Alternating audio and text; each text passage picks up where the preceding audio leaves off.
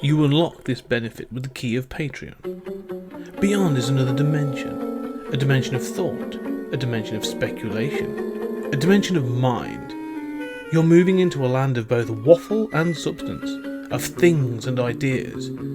You've just crossed into the podcast zone. Ladies and gentlemen, welcome back to us talking about the Twilight Zone. I'm Scott Weather, your regular host, and as always, I'm joined by Julian Darius. And we know exactly what it is you need. You need to be spreading the word about our Patreon to as many people as possible. That's what you need to do. But we're also going to be talking about the episode, What You Need. So I'll go straight over to you, Julian. What were your thoughts on this episode? I think this is a good episode. I like this episode well. It's not great. It's not a classic. But, you know, I do like it. And I like the idea of sort of this old man who gives people what they need. And the idea is that he sort of like has some kind of psychic power, or he's blessed by God, or he's never really explained. But I like how mundane everything is, you know, that he gives people, like, you know, a pen, scissors, you know. It's a little more extreme in the bar where he gives this old ball player a ticket, and, you know, that's, you know, it's like, well, he could have probably gotten a ticket anyway, you know. So it's like, did he get a whole new career? It's not really clear. Did he cause that phone call to be a job offer? Like, was that going to happen anyway? In which case, what did you do? Is it just psychic? I don't know there. No, it's funny. That bus ticket is the only thing I have an issue with in this episode.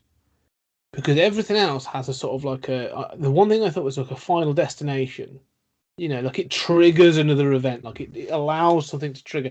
Even the first thing he gives the lady that bottle of cleaning fluid, and I didn't know what was coming, right? And so when he's like, "Oh no, this gets rid of all kinds of stains," I'm like, "Has she killed someone? Is he helping her cover up her body?" I thought the same thing. I was like, "Are we supposed to know?" What? Yeah. I was like, is this going to go really dark? So I was really baffled by that. But it does. It sort of leads to things because he's got a stain. He's got a stain on his suit, and he wants to present, and she's the one. So it allows him to regain, you know, a relationship and all sort of stuff. And I was like, oh, that's kind of cool. But the bus ticket doesn't instigate the call.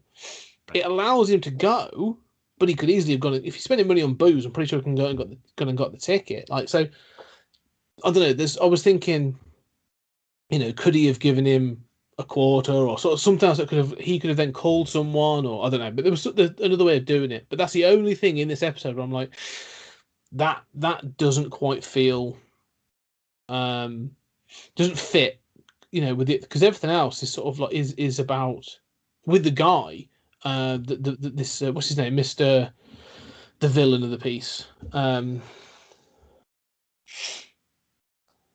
Yeah. I forget his name now. Begins with an R, but the baddie, the partner. Oh yeah, it's Renard, right? Because it's fox in French. Yes. Renard. Everything he gets is sort of causal. You know, like everything. It happens to be sort of like, you know, accidents that he is then sort of like benefiting from. But the bus ticket doesn't fit into that sort of ideal. But everything else is the other thing about this episode, which I'm going to bang on about, and I've said about the actors in the past. The one thing I'm really beginning to appreciate about the Twilight Zone is their character actors. They use character actors so well in this show. Like their casting is spot on. Like the old man and this Mr. Renard, excellent. Like I would watch these two guys much more. Like they're especially Mr. Renard. Like he's horrible. Like he's a real villain.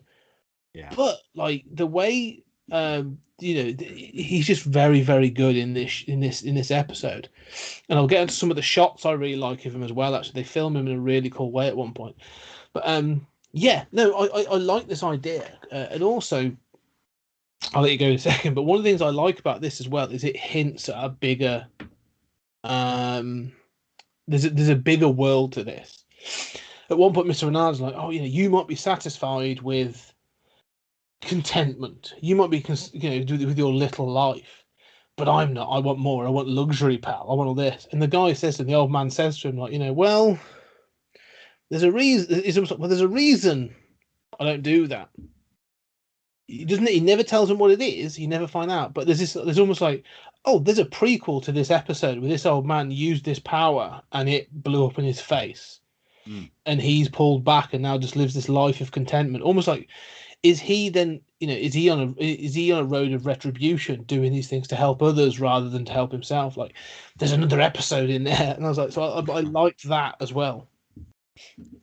Yeah, those are all good points. I think that, I like the old man, and I like the idea that he has this gift for whatever reason, but he uses it in these very safe, mundane ways, right? And like you say, maybe he's gone to the racetrack or something, or tried to do something and it's not worked, but that he's helping people, at least until he saves himself at the end. But in these really mundane ways. I wanted to get back to the bus ticket. That could have been solved so easily, because that baseball player, goes and gets a phone call, and he finds out that he's been offered a job, coaching in Scranton, of all places. And he says, the guy's been trying to find me for 2 weeks. Okay, well, all you need to do is give the guy a reason to call somebody, who then says, oh, hey, I know this guy's looking for you, right? And then this web of contingency is activated. And I love this idea of the mundane and how much the mundane changes our lives. Yes. And how our lives exist within this web of contingency. And I often think about this, that we think about the moments that most change our lives, and we think they're big moments like getting married or whatever. But when we really start pulling on those threads, we find that there are very simple things at the root of them, that if those didn't happen, our lives would be completely different. After 1 year of college, I left. I went to another school. But in the meantime, I was basically depressed and living in my parents' basement. And that school that was my top school gave me a phone call, and just had such professional people, as one woman in particular, just following up on, why did you not complete your application? And I said, well, to be honest, I'm suicidally depressed every day. And she said, oh, well, I hope you get better, but you can also there's still time to complete that application. And, bless her, that changed my life, basically. Who knows what would have happened otherwise? And there are so many times like that, so this idea of a web of contingency, like if I didn't have that scissors, I would have died. If I didn't have that, whatever. I love that stuff. That's some deep stuff if you really examine it. Oh, no, it is. I would say about the scissors. This is the second thing I will say about this. And I understand why it's done. The way he's wearing that scarf when he gets caught. And it's great that he has to have the scissors. I do love the moment. But all he's doing is he's only got it wrapped over his shoulder once. He could easily just go twist and it'd be solved. But that besides the point. I understand why, because obviously from a stunt point of view, I'm pretty sure they were like, no, we're not going to tie this around your throat because it's dangerous. But I do love this idea of the small things, these little moments that have a grand impact and that result in you meeting someone or making a decision or, picking up a phone call or whatever it can be that leads to, these different things. The pen's one of my is really good. Again, it feels like Final Destination. It's like a positive Final Destination. Like that blob of ink falls on, and it falls on that horse, and then he makes all that money. And but the thing I say is about you said about continuity. We talked about continuity in the last episode about how people being blinked out of continuity. Well, he saved Mr. Renard. So this thing of like, well, he was supposed to die at that point. Existence, reality was supposed to go on with him dead after that point. But now you've made him rich. and so it's almost like it's destined to lead to this guy's death. And so it works even in the to the episode. old man's death, right? That No, Go ahead. Well, this was the thing I was thinking. It's sort of like it was going to end. Yeah, it was either going to end in one of their death. But Right. the moment he saved Renard's life in the episode, and again, this is just from watching years of pop culture. I was like, oh, you're dead. Yeah. Like, reality is going to assert itself over you. Like, you will not see this episode. Like, I like the way it plays out, but I like the fact that regardless of this, the old man's persistent in trying to do the right thing, even in the most mundane of ways, trying to do the right thing. Not entirely sure about the business model of the whole thing. Like, he gives I away wondered about that too. Like, he constantly tries to sell things, and even the woman at the beginning is like, "I could do with some matches," and he goes, "No, this is what you need." And I'm like, "No, take the money for the matches and give her the thing. You need to be paying your rent." Like, yes. Well, and also, how much money are you making selling matches and shoelaces, right? We see him in his home because Renard breaks in, and it's, a normal sized, it's a small apartment in New York or something, but it's a normal sized apartment. It's cozy, especially for 59. How the hell is he paying for this? Like, how many shoelaces, books of matches, and even in 59, you got those for free, Yeah, I did think that, but this is the second time we've seen this kind of character, this salesman kind of character. So I'm assuming they were a thing in the 40s and 50s or whatever, the earlier part of the 20th century. I can see why they died out, and stuff, but they must exist to some extent, selling fake Rolexes and all that kind of jazz now. But bootleg DVDs, bootleg Blu-rays in the works. But you mentioned that bit about the when he breaks into the apartment. I love that scene. Again, I have questions like, how did he find out where he lived? But I'm letting that go. It's very atypical. It's very noir. It has that thing of like, there's a blinking sign outside and stuff. But the way that they shoot Renard, he's sat in that chair and he's just like cloaked in shadow. And he's just sat there, and then when the old man comes in, it looks great. Like, I really love that shot. But then more than that, when he sort of the way this guy plays it, like when the old man comes in, he panics and he drops all his stuff, and he's there to intimidate him, but he's not going to beat him up. He's still he's looking to take advantage of him, so he's trying to manipulate him and stuff. And that whole scene in the apartment, I just really like. Like, it carries menace, but not, like, at that point, not threat of violence. Because, this Renard's like, no, I need you. You're great. Like, I could use you for all kinds of stuff. Like, tell me the lottery numbers, whatever. But it carries this real menace of, he's like, well, I've been a sucker all my life, and I've been, I was born under a bad zodiac or whatever he says. And you almost like you feel like the old man's taking pity on him. Like, look, all right, I'm going to give you this one thing, and then you can just go. But yeah, I don't know, that middle scene, that whole scene in the apartment, I really enjoyed that. That was a really well done, well acted scene. Yeah, I found I know exactly what you mean. That it'd be so easy to have him, threaten to backhand the old man, or just have a gun or something, and it's so understated, and yet certainly conveys that sense of threat. Yeah, I mean, it's almost convivial. Like, they're just talking, but it's still this sense of menace. Like, he says to him, like, I could do these things to you. Renard's dangerous, and he's stupid enough to be dangerous. But in that scene, like, there's that moment of, he's just not quite.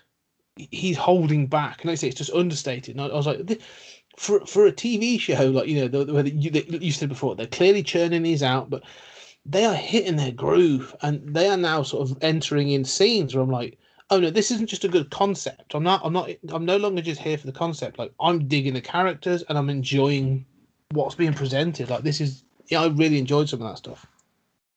Yeah, absolutely. I also think that, in addition to sort of Renard, Renard sort of strikes me as a little two-dimensional, though.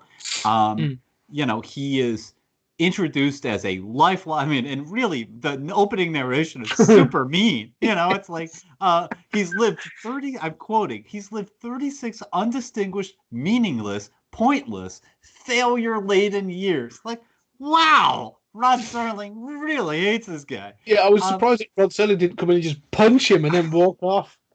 And he is like so mean. He never even says thank you to the old man, but I want another thing, right? Yeah. He's just like, all right, you got a secret, and you're gonna do this for me. And he only expresses anger at the old man for the pen not working. It's like, you just made $240. At least say like, look, thanks for that, but the pen stopped working, and I really want another. He seems so ungrateful and two-dimensional. But the old man says that to him, and because there's another great sort of dialogue between them when he says, like, he says, you give me what I need, and the old man says, I can't give you what you need. I don't have the ability to give you like humility and grace. And he lists off these things, the ability to laugh at oneself and all this other stuff, and you can see this sort of like almost confusion on Renard's face. He's like, I don't give a shit about that stuff. Like, give me things. I want things. And there's this desperation that then continues through, because then he then gives him the shoes. Although there's a line where he says, when he puts on the shoes, he says, "Oh, they're a little tight." And I thought, "Oh, that's going to play into it," and it doesn't. But well, I quite like that, because he says, it's tight and the soles are slippery, and you see there's rain out, what's going to happen. Yeah. But I think, like, the tightness is like, it's already so conventional, like, oh, I've put these on and these are very slippery. Who the hell says that? It's like, okay, it has two attributes. One is going to be important. Yeah. I mean, I rather did like that. But I love that the old man doesn't give him the shoes. The old man, like, he knows that the shoes will kill him and thus save himself, the old man, from dying. But he sort of just glances into his box, and it's Renard who starts pulling stuff out and takes the shoes. Yeah, but when he grabs the shoes, the old man says, "Please don't take those." Right. And it's clear from that, like, at that moment, like, I was like, oh, like, again, I've known this guy is going to die from the moment in the lift. And so when he says, like, "Please don't take those," I'm like, oh, this is the setup. Like, this has got to be something. And like you said, he didn't tell him, but he clearly led him to it. Like, a little bit, right? Yeah. But he doesn't have the heart to just say, "Oh, let me tell you what you need. You've been menacing me for, a few days now. I'll tell you what you need, jerk. How about you take these lovely shoes?" He's such a sweet old guy. Yeah, but he's not going to say, like, take these shoes and take a short walk off a long walk off a short pier or something. Like, it's he takes them and he's led them. He led Renard to those shoes. He knew what was going to happen, because he says when he slips, or actually when he's hit, he says, like, this wasn't what you need. This is what I needed. He knew, like, if it's his powers work in this way, he's led him to his death. Like, he set that up. He knew what was coming, and so, I don't count it against him, but he definitely did that. Yeah, I know what you're saying, and I like that twist of it's what I needed, but I like the fact that he saved this guy's life, right? He does not give him the shoes. You're right. He knows the shoes will save him, but it's like he's got a morality where he can't just say, "Yeah, you're asking for an object. You're asking, give me, old man, what I need. All you need to do is pull those shoes out and hand it to him. You don't have to say a word."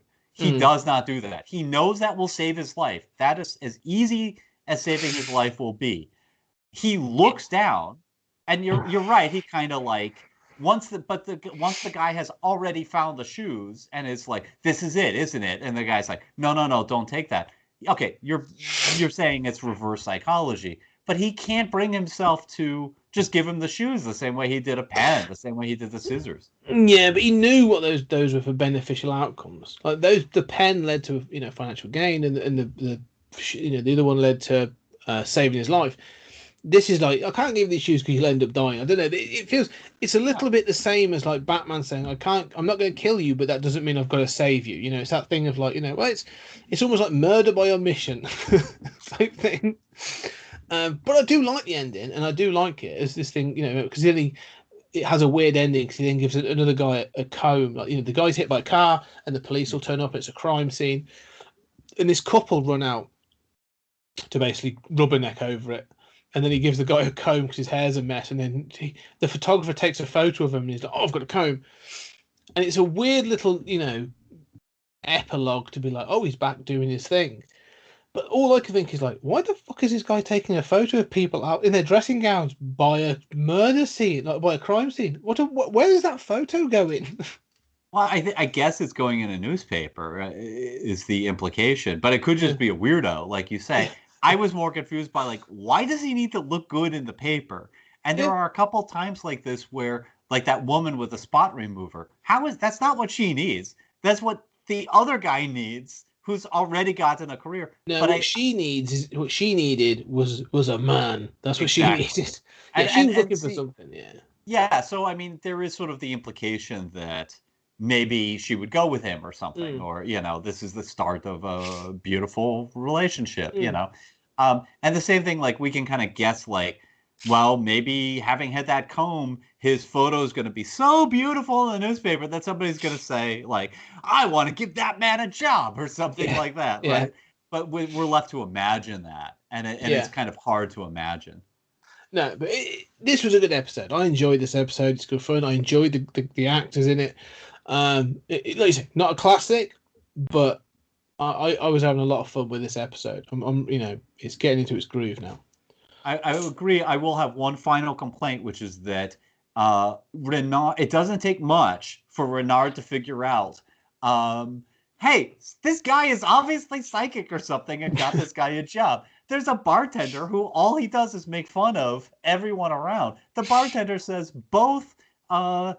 This old ball player comes in here every night, and the old man comes in here every night selling things. He's seen this stuff before. He's introducing people who have seen each other a million times to each other, which is a problem.